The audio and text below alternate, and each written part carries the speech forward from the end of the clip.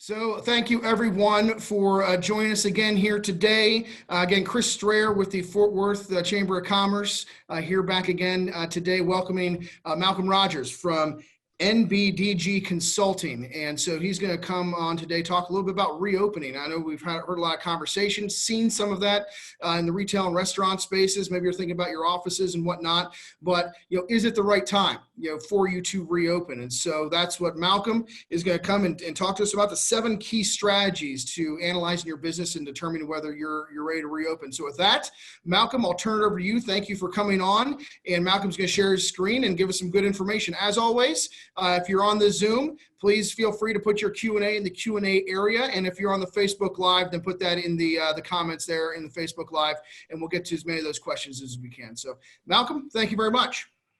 Perfect. Thanks a bunch. I'm going to go ahead and share my screen, and I'm glad to present on this specific topic today. Can you see my screen, Chris? Not yet. Okay. Let me make sure. Oh, to help if I click the share my screen button, right? See, there you go. We go. Technology, it's your friend. Only your friend when it works, right? All right, thank you. Go right ahead, Malcolm. So we're coming to you guys today to talk about coronavirus. Are you prepared to reopen? And the importance of this presentation today is because we have so many businesses that are not still today able to operate at 100% capacity. 25% is what most companies are still operating at, but they have to make sure that they are taking care of 100% of those expenses, which is challenging, and it's truly a recipe for disaster for companies overall. So we're going to be going through a combination of things that you can assess and look at today. We're going to hit on the 7 key things as far as different business areas so that you can make sure that your company is successful when you guys do choose to reopen the doors. This presentation for us today is being sponsored by NBDG Consultants, which is a management consulting company developed to show business owners how to get more time, build better teams within their company, and get more money to their bottom line. I'm your presenter today. Like Chris mentioned, my name is Malcolm Rogers. I have an executive MBA in global business expansion. I'm a serial entrepreneur and the author of The Foolish Entrepreneur, which is a strategy guide to creating and growing a successful business. First thing, before we start talking about the 7 key things as far as strategies to assess your business health, I want to show you guys this perfect illustration. And the last dance just ended, so I hope you guys got to watch the greatest team in basketball. But this is an illustration of the greatest player in basketball. And one of the moves that he was most famous for was actually his fadeaway. But if you really paid attention to it, what made it so unique and hard to stop was that he was able to establish his pivot foot. And with his pivot foot, he was able to change and go different directions, identifying different opportunities and threats in order to be successful as a basketball player. And this is what's happening now for companies overall, where companies are being forced to make what's called business pivots while keeping your core values in place. I was just speaking to Chris about so many different companies who have maximized and been able to cater their companies now to PPE supplies, and it's worked out very successfully, where other companies are being challenged a little bit more to be creative and innovative in how they're going to proceed going forward. First thing we want to talk about when it comes to just overall strategy is that in order to put strategy in place, you have to create a plan. This is a must. Number one, you must create an agile contingency plan. Nowadays, when you have companies who have been open, who've been considered to be essential businesses, what they're seeing is that they still don't have the same amount of value. So you want to put a contingency plan in place overall to understand when you have to make different changes within your business based on the demand of the economy and based on the feedback that you're getting from your core customers. Number two, you want to establish SMART goals within your company. If you have not already established these, you want to look back at what your goals was initially, since we are in the second quarter of the year, to make sure that these goals are obtainable. And if not, make realistic adjustments to these goals, because a lot of companies financially have gotten hit so hard, and opening your doors too soon can just add to that financial blow. And then number three, one of the things when it comes to creating a plan, when opening doors, you need to identify what your key resources are today, whether that be software, whether that be personnel, or additional equipment that you need to either utilize, or different equipment that you need at this point to get rid of in order to put more cash back on the books. Number two, we're going to talk about overall marketing strategy when it comes to, are you ready to reopen? And this is huge because a lot of people are expecting things to just be like a flip of the switch, and it's not going to happen like that. Businesses are going to get back at 100% capacity. It's going to be more like a sunset. So you have to have a sound and proven marketing strategy in place, and you have to make adjustments to it today because the business that you've ran 2 months ago is not dealing with the same economy. People now are more cost conservative and overall just has less disposable income. So when it comes to marketing, if you don't have a CRM system in place, which is a customer relationship management software, you need to get one in place as soon as possible, and you need to maximize that system, especially for companies who are going to have less headcount. You need to maximize technology as much as possible so that you can make sure that you're maintaining your conversion as you're trying to increase traffic. Number two, you want to eliminate low performing leads and marketing channels. This is huge. A lot of companies get a lot of traffic into their business, but they're not highly qualified leads. And one of the issues with that is that you're actually wasting a lot of your marketing dollars. And with opening up your doors and people are being cost conservative, keeping these marketing channels in place can lead you to financial hardship very fast. Number three, if you don't utilize heat maps today, then you want to evaluate and use heat maps going forward. What a heat map allow you to do is to identify different zip codes or different areas on where your customers are actually finding and purchasing your products or service. You want to utilize these heat maps so that you can have a more concentrated marketing strategy so that your business can get back to 100% capacity as far as revenue. The next point we want to talk about is when it comes to your marketing strategy overall, you just can't use the methodology, if I build it, they will come. You have to be more engaging with your former customers. They are the ones who helped you build your business. You want to engage them in allowing them to understand what you've put in place to ensure your current staff safety as well as their safety, and to get them back into purchasing your products or enjoying your service. Next thing is that what you can do is overall marketing strategies that you can lean on the small business ecosystem in the Fort Worth area and build relationships with complementary businesses.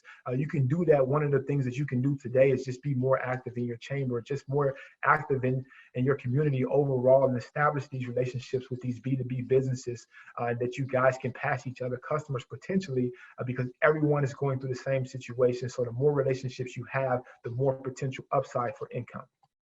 The next thing you have down, which is huge, which really bottlenecked a lot of companies that got hit with coronavirus financially, is that you want to make sure that when opening up your doors again, is that you want to diversify your marketing.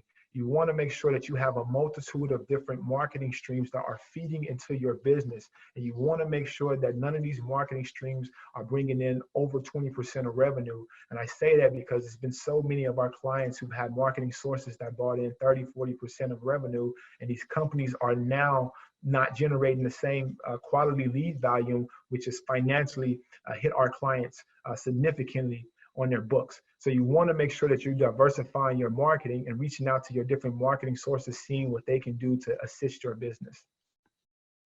Number three, when it comes to opening your doors, this is a must. You must watch, but you're going to have to adjust your finances overall. And I say that, and one of the things that I stress is that cash is king. It's your job as owners and leaders of your organizations to protect as much cash as possible, because we have not seen the full impact of what the coronavirus has done to our economy. So again, you want to make sure that you're protecting as much cash as possible. And the ways that you can do this is that you can maximize your trade line accounts. If you don't have trade line accounts set up, we want to advise that you get these trade lines set up and maximize them as much as possible. If there are different products or services that you need in order to deliver or create your product or deliver your service, you want to lean on these trade lines or these vendors that you're working with a little bit more to see how they can ensure that you're getting your products or services delivered on time so that you don't have a bottleneck when delivering to your end consumer. Number three is that suppliers, vendors that you have in place, or even your contracts overall, you want to renegotiate with them as far as your payment terms. I know a lot of people out there, there's a lot of feeds about people talking about not being able to afford certain products or supplies for their company, but it's your job as leaders to reach out to them and be proactive and negotiate and let them understand your financial situation. Vendors, more times than not, will be willing to renegotiate with you rather than completely lose your business. So the more heads up that you give them to communicate with them about your financial situation, the better you have with renegotiating. Another technique that we preach to people is that when you're renegotiating contracts, come to the conversation with solutions already documented so that you know what the best offer is for your company. You don't want their suppliers or vendors to dictate what the outcome would be. The next thing when it comes to adjusting your finances is that, and a lot of people are having to do this nowadays, and they're doing it in different strategic ways, is that you want to consider adjusting your employees' compensation plan. A lot of people have done it historically hourly, or they've had exempt employees, but more companies now who've been able to navigate the past recession and are switching to this model now with the current recession that we're facing, is that they're moving to a pay-for-performance model. Where the more output that an employee is getting, that they get compensated for it. This allows company overall to lower their overhead costs and allowing them to keep more cash on the books. Outside of that, one of the things that you need to make sure that's in place when opening your doors for your business is, now that you've seen how the economy can affect your company, you want to diversify your overall revenue streams. And this is huge. A lot of companies just focus on either B2B or B2C, and they just are, they don't target B2G, which is business to government. Last year alone, the government spent about $4.4 trillion in the U.S. economy and outside of the U.S. economy. So if you are not in position to maximize and utilize these government contracts, we advise you to diversify your revenue streams and see how you can potentially win one of these government contracts, or overall diversify your business to see if maybe you can go from a B2C model and offer your services to B2B, or maybe you can go from a B2B model and see how B2C might react to some of the things that you may be able to provide them value with. But overall, the thing that we want to make sure that we're preaching, we're pounding and installing in just the members' heads and our clients that we deal with on a day-to-day basis is that cash is king. Protect your cash as much as possible. You want to make sure that you have a good, healthy financial reserve in your company before you open your doors, because you have the potential that the demand will not immediately be there. The number 4 thing we want to talk about when it comes to are you ready to reopen your doors is, have you identified and how are you tracking your KPIs, which stands for your key performance indicators. One of the main things you want to talk about is that if you don't have KPIs identified before you open your doors, then right now is the perfect time to develop key performance indicators, and you want to benchmark them. You want to watch these financial numbers. And one of the things that we preach to companies is that data, you need to harvest data seeds overall. The more data that you have, you can make better, timely decisions. And these KPIs will really help you understand the financial health of your business overall when it comes to not only opening your doors, but being able to stay and maintain in business, but actually thrive once you're able to open your doors again. The next thing we advising a lot of people to do when it comes to being successful when opening your doors is taking these KPIs and these different measurements of success and to actually create what's called a balanced scorecard. And if you don't have a balanced scorecard today, we're advising that you create one. But if you do have one in place, you need to go back and reevaluate and maybe make some adjustments to these balanced scorecards to understand how these different data points are affecting your overall business. And this is huge when you're trying to navigate the financial woes of expenses increasing while the demand is currently steady or ticking down. Last but not least, when it comes to identifying and tracking your KPIs, is that you want to, once you've established and benchmarked these KPIs, you want to communicate with your staff the new expectations, the new goals that they need to be shooting for, and you want to track and give them visibility to what these data is telling the company overall. And you want to encourage the staff as well for things that they're experienced to bring that information back to you as a leader or as an owner of your business, so that you can help them put a strategy in place that will work out the best. Number 5, when it comes to being prepared, is that once you open your doors to your business, as a leader, you have to make timely decisions. Making delayed decisions can potentially lead you to closing your doors.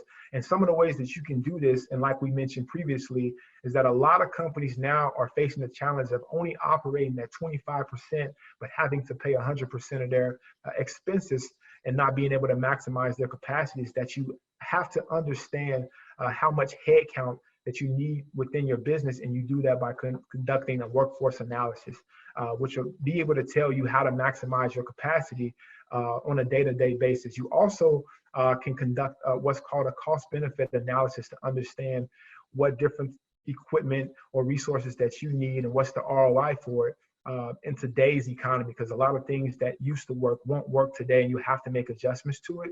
And a major tool that we like to use, which you guys can use, is called a decision tree, which will help you make these decisions faster and actually put a dollar amount to the outcomes of what these decisions impact that they have in your company. And overall, what you want to do when it comes to making timely business decisions is that you want to make sure that you've made a cash flow projection. You want to make sure that any decision you've made, you have identified the different outcomes that it can have on your cash flow. Because again, like we preach now in today's economy, cash flow is king. Number 6, which is huge overall, is just overall communication. You want your communication that goes out to be transparent. As an owner, it's not time to hide behind your desk or hide behind emails. You want to be transparent about the situation. You want to communicate with your employees about what you're doing to make sure that your environment is safe for them, but also be transparent with your former and your potential customers about what you're doing to ensure their safety. You also, within these messages that you're sending out and this communication that you're having, is that you want to reestablish what makes the company unique and valuable. You want to again get buy-in from your employees or your staff members and get them to be recommitted so that they can be as effective as possible and to offer a good quality customer service. And you want to re-engage these former customers again, and the way that you do that is by having consistent communication and communicating with them through email marketing, text message marketing, or even everyday direct mail. And once these customers enter into your establishments, you want to make sure that you're communicating with them and thanking them for returning and giving you guys the business. Number 7, which is the last point that we're going to talk about today, is leadership. And this is huge for companies overall, because I imagine as leaders, we don't know exactly how to communicate and what to do. But the main thing you want to do for your staff is to reestablish the vision. You want to let them know what that 3-year trajectory looks like now that you've had some financial struggles, again, to get the buy-in from them. You also want to be encouraging to your staff and let them know that you're there for them, encourage them, and promote a high culture and a high synergy environment so that you can have clear lines of communication about what's going on the ground level as far as the transactional task that's happening in your business. You also want to be sympathetic. As a leader, one of the things that I preach is to be a servant leader is very impactful, and you want to be empathetic to your staff members as well as your customers, because they're going to have more questions about what you're doing to keep them safe and things that you're doing for your employees as well. And they're going to be paying attention to the type of supplies, the hand sanitizer in their environment to make sure that they're not bringing back any harm to their families as well. The 4th thing we want to talk about is that you want to be visible. As a leader and an owner, you want to be on the front line with your people, working along with them. Again, like I mentioned before, it's not a time to hide behind emails.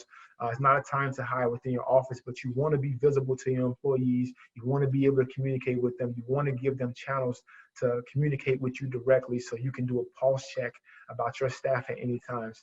And last but not least, you don't want to be afraid to get your hands dirty. You are the leader. You are the owner of that business. You put yourself in position to make those tough decisions. So don't be afraid to get your hands dirty.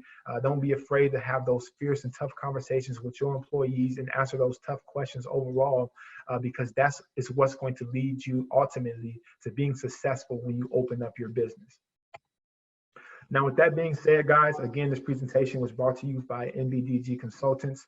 Our overall mission is to educate the entrepreneur ecosystem, which is why we're doing presentations such as these today. And if you have any questions, I want to open it up to Chris, but if you have any questions specifically for us, once we've answered all the Q&A questions, we are, for the Fort Worth members, doing 3 one-hour strategy sessions with business consultants. And you can reach us at nbdgconsultants.com and schedule that free strategy session today. So Chris, with that being said, I'll open it back up to you to see if we have any questions. Great. No, thank you very much. That was a lot of information in a short amount of time.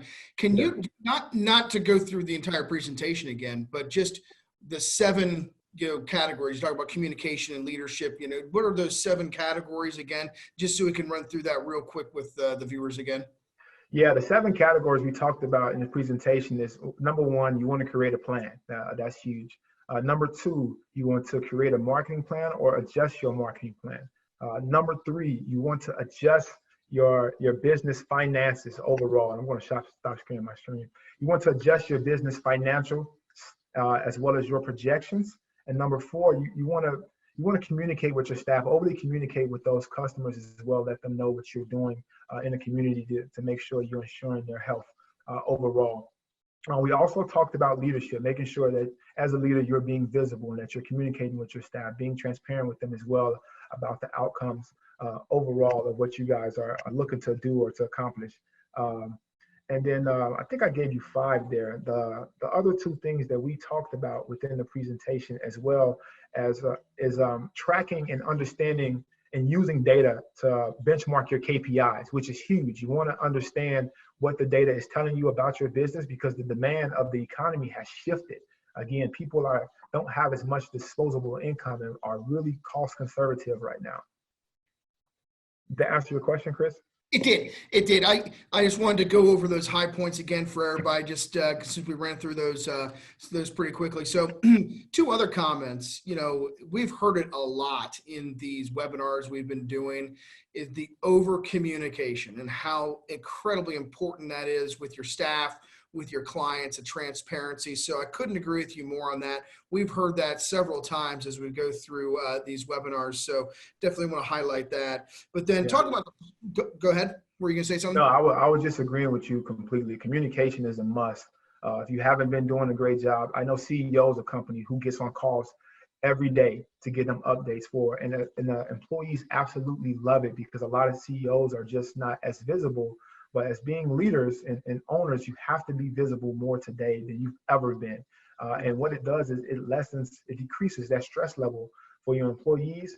And what happens is that it's a snowball effect. Your employees are the ones who actually communicate with your customers, and they communicate what you're doing as a leader to your customers, which then brings back your former customers and potential customers, because now they're ready to commit again.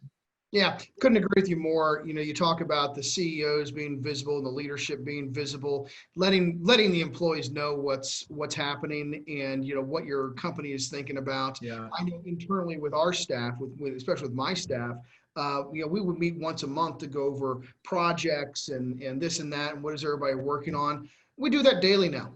Just a great way to start the day. Hop on a quick Zoom call or Teams call or whatever it is and chat about, okay, what are the 3 or 4 things that you're trying to achieve? What are the things that we need to think about? What are the things that, as a leadership team, we need to think about with the staff? So we do that as much as humanly possible. The other question we had was, you talk about the plans and the finances. There's the strategic plans, the marketing plans, the finances, and looking at, where you stand. How much of that, in your opinion, can a business owner do by themselves versus bringing in somebody like you or their banker or another CPA or things like that? How much of that stuff can really the business owner do by themselves? Man, that is an absolute great question, right? And I say that because what we preach to people is that talent is not enough. You can be the most talented person within your business, and that's what you see. The business owners are the most talented person. No one can do it as good as they do it, but they replicate themselves within the business. And a lot of business owners are not comfortable with looking at the numbers and putting these plans together, but it's a must. Even if you bring someone like us in to help coach you, to educate you on how to do it, we hold your hand through that process to educate you to be able to read the different pulses of your business. But you can do it. So we do advise that you use technology as well. One of the things to be able to pull up your financial statements, systems that we use is QuickBooks, which allows you to get visibility to these different financial documents in a matter of a couple of clicks, and we can help set that up. But again, one of the things I want to advocate is that as a business leader and a business owner, you have to take the initiative to educate yourself to be able to read these financial statements and numbers. And to correlate that, if you're unhealthy, you go to the doctor and they take your vitals and they give you these readings of these different numbers. And that's how they know what to prescribe you. So as a business owner, you have to look at these numbers and put a plan in place to understand the financial health of your company overall. Great. Well, good. That's the questions that we had. Was there anything else that we were missing? Anything else that we didn't cover, or anything from those questions you think that we need to rehash at all? No, one of the things I do preach is that we understand that it's a stressful time for a lot of businesses overall. And as business owners, you kind of get obsessed with your business because you're opening up your doors. It's a stressful time. We preach to not let that overwhelm you, to actually take time to meditate the beginning of the day, to just kind of plan out and map out your strategy. Because when it comes to operating and making decisions for a business, you have to have a clear mindset to make the best financial decision for your company overall. So just don't get fully consumed at all times with your business. Take time to give your brain a break. Great. Well, good. Well, thank you very much. Really appreciate, going through those 7 key strategies and how companies should be thinking about this, because it is a very confusing time for a lot of those owners that are really good at making the widget, or really good at this. But then when it comes to, what's been happening over the course of the last couple months, very difficult to understand, very difficult to know what is the right next step. So thank you very much for coming on and talking with us a little bit about that. Thank you very much. Just for the audience out there, just want to remind you that we'll be back again tomorrow. Brandon Gangelbach, our president, will be coming on. He's going to talk about him and Bob Jameson, president of Visit Fort Worth, will be coming on and talking about the reopening. What's the future of Fort Worth? What are we seeing from a convention and visitor standpoint, tourism standpoint, as well as the business standpoint from the chamber. So please feel free to join us again on Facebook Live or in the Zoom, and hopefully everyone has a great rest of the day. As always, if you have any questions about your business, or need to get connected with Malcolm or any other folks, don't hesitate to reach out to us. We want to be a business resource. So please don't be a stranger. Reach out to us and we'll get you connected the best way we can. So thank you, everyone. Malcolm, thank you very much, and have a great rest of the day. Thank you, Chris. You have a good one. You guys continue to stay safe. Thank you. Bye-bye. Bye-bye.